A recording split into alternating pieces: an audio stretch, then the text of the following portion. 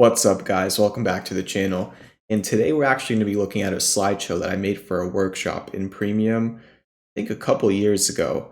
But I've been doing a lot of educational videos and I really just want to get as many things as I can up on this channel. Just a reminder for those of you that don't know, I'm really going to be focusing on education on this channel primarily now instead of live streams, and I'm going to be moving those over to X.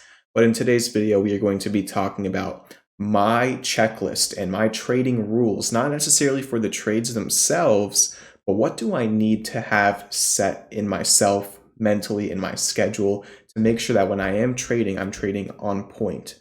Think about any craft, think about actors. Some of them have these like weird phrases that they have to say before they go and do a line, like tongue twisters. If you think about LeBron James playing basketball, he always puts the chalk on his hands and throws it up in the air before the game starts. You have to have those rituals to really give yourself a sense of consistency in something and making sure that you're repeating the same process, right? If you want to be a profitable trader, you want to be repeating the same process that's proven to work over time, not just literally in your trades, but outside of your trades, because it really is all about composure. This is a very, very mental game. So let's talk about my checklist for trading. Let's get started, literally not on the trading day itself, but the night before, okay? Let's call it a Sunday night. The first thing you want to do is do your scanning for the next day. Find your scanning platforms, whichever you like, and go through 100 different names, look at a bunch of charts, and find the charts that you like. When you actually look at those charts, whether you're a day trader or a swing trader, go and use hopefully like whatever platform you use for charting. Let's do set price alerts. Set price alerts at the key levels you're looking to break out of. Another thing you want to do, make sure you're ready to get fueled up in the morning, okay? Make sure you have coffee ready if that's what you do, mushroom water if that's what you do. I don't mean like the weird ones, I'm just talking about like those, what is it called? Mud water, if anybody's had that. I'm not affiliated with them in any way, but it's a good drink. Let's continue. Your breakfast for the morning, if you do meal preps, whatever it is, make sure that your morning schedule is set, your alarm clocks are set, and you're ready to wake up fresh. You're not going to be running around trying to shove coffee in your mouth and cook up something in the microwave. Like, just be ready, okay?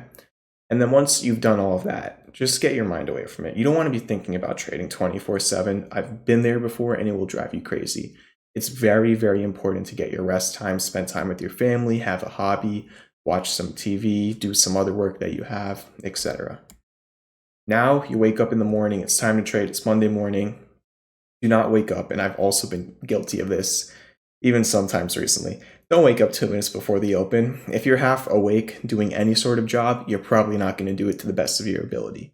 So get that same morning fuel that I was talking about. This is a really key one. A lot of people, especially when you work from home and you're trading in your house, you can be prone to just kind of rolling out of bed in your pajamas and sitting down, haven't really showered or anything, and you just work for the day, and then after you're done trading is when you go and get ready.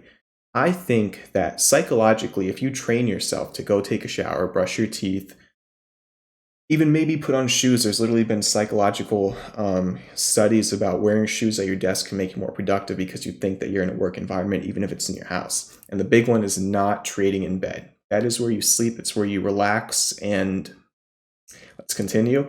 It's not for trading, okay? Make sure you cut out all of your distractions. Something that does help me zone in is music. Even the music that you listen to, make sure it's not something that's like distracting you. I think like nice calmer music can help. Maybe not EDM, but to each their own. And then again, like I said, if you did your scanning the night before, make sure that's confirming the pre-market. You can look for intraday scans if you're a day trader. Take a look at the macroeconomic news, if there's any data coming out on that day, and have a goal for the day. Don't just be aimlessly trading. It doesn't have to be a set number, but let's say you want to look for a trade that goes off of VWAP or something. Have something in your mind so that you're just not aimlessly trading, okay? Before we continue and we start talking about my exact checklist, like right when you're entering the trade, let's talk about a platform where you can trade, Public. I want to talk about today's sponsor, Public. Public is an investing platform where you can build a portfolio of stocks, bonds, options, and more. Public has a ton of benefits, especially if you are interested in getting into options. In addition to having no commission fees or per contract fees, you can earn a rebate of up to 18 cents per contract. Now let's walk through an example of what the rebate looks like. Imagine you had just one contract and the premium is $100. You could actually purchase that on public for $99.85. And then let's say you make $20 in profit on the option. You can sell it for $120.13. Public's trading rebates mean that your total cost to purchase an option contract is less than the premium. And when you sell that contract, your rebates allow you to earn more than the sale price. So the bottom line is you pay less with public so you can make more. Check it out for yourself using my video link in the description at public.com/championvibe. You can start saving 10 cents on every contract traded and boost your rebate up to 18 cents by referring friends. Okay, so let's continue. I want you to imagine a big red button, okay? Big red button, and whenever you take a trade, you have to press that big red button. Imagine it's like in those cartoons when you hit that red button in your car and it shoots you out of the car in a parachute or something, like in a James Bond movie. Think of it like that. Once you press that button, there's no going back. And look at that big red button as you entering a trade. But before you can click that button, let's talk about some things you want to make sure you do. First of all, you want to find at least 2 good looking trades, right? If you find one trade that's good looking, you might just still have a bias on that trade. If you find 2 trades that are good looking, it actually helps you filter out which one is even better most of the time. Confirm the bias with the market. If you're looking for, let's say, hypothetically calls on a specific stock, you want to make sure that the market also looks bullish to you in the same time frame that you're trading. Ensure that it's a singular trade. For an example, if you're trading QQQ and SPY calls at the same time, it's not really singular. They're probably going to track pretty similarly, and it's just over leveraging. So make sure you understand your max loss and your optimal win as well. And once you have those numbers approximated in your head, then you can get that finger nice and ready over the button. But let's keep going, all right? But at this point, everything is mapped out in your brain. And forget mapping it out on the chart. You want to make sure your brain understands the game plan as well. It's like giving a football player a route to run. They have to understand it to perform it to the best of their ability. Now you press your finger on the button. You want to make sure that your parameters are set, the stop and the target. Your position size is what it usually is, whatever your system for that is, to each their own.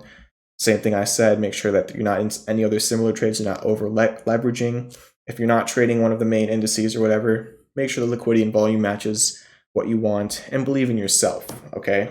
Know that no matter what happens with the trade, as long as you're following your system that's proven itself to work out over time, it is okay if this one specifically does not. Now, let's say the trade is going well, all right? There are a few different ways you can focus on scaling. I have a bunch of videos in the free trading course on my channel about scaling, but there's a bunch of different things you can do. You can scale out at a fixed amount of percent. Now, this is not going to be super technical. It's just going to be more of a mental thing. I like to combine a little bit of everything. All right, 20% is usually where, based on my position sizes, I would like to take some profit off of the table. Doesn't mean I'm fully exiting position. I actually have this system, which is more something I'll reveal later down the road, where I can actually estimate that where I get into, let's say, calls on something, the resistance I'm looking for to take profits at is lined up based on the contracts I pick at what should be roughly a 20% move. So I try to line those up to the best of my ability, but it's never accurate, which is why you should also scale at fixed amounts of price action, looking for percentage moves on whatever you're trading. Fixed amount of time is when I don't do too much, but some people like average out of their trades in time. Literally, like some professional traders do that. It depends on really your strategy, but make sure you have some sort of scaling system.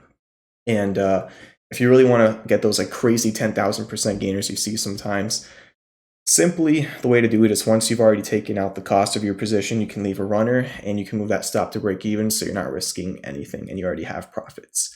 And then don't get too happy. You don't want to be too happy or too sad, whether it works out or if it doesn't.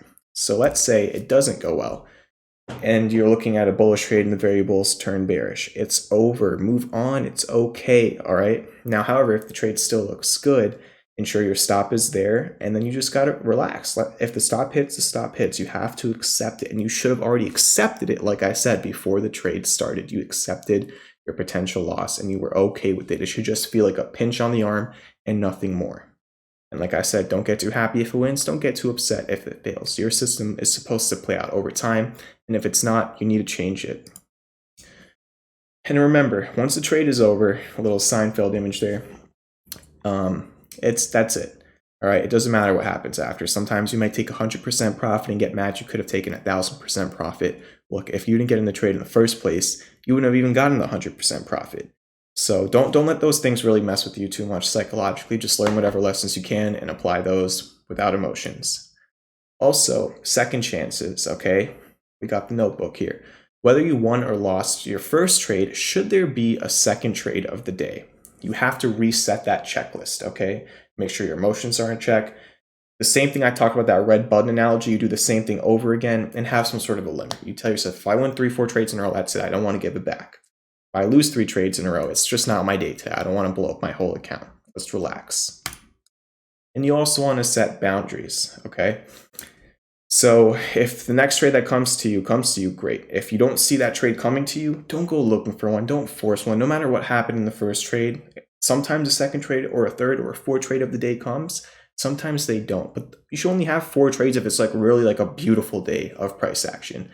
And when that trade does come, potentially, reconsider your position size. If the first trade was small, maybe go bigger. If the first trade was big, maybe go smaller so you can balance out your average position size for the day. And if the first trade was like your usual one, then just you were already on par. So stick to that.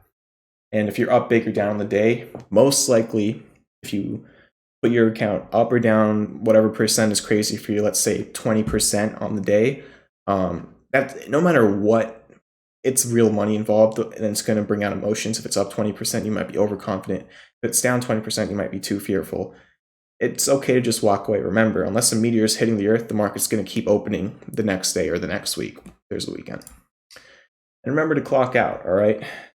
Just make sure that you can focus on something else. You're not going to be thinking, like I said, you don't want to think about trading all day. You do your job, you get it done, you learn your lessons, and you have to also work on other areas of your life. You cannot only trade and not focus on your family or your health or whatever else it is.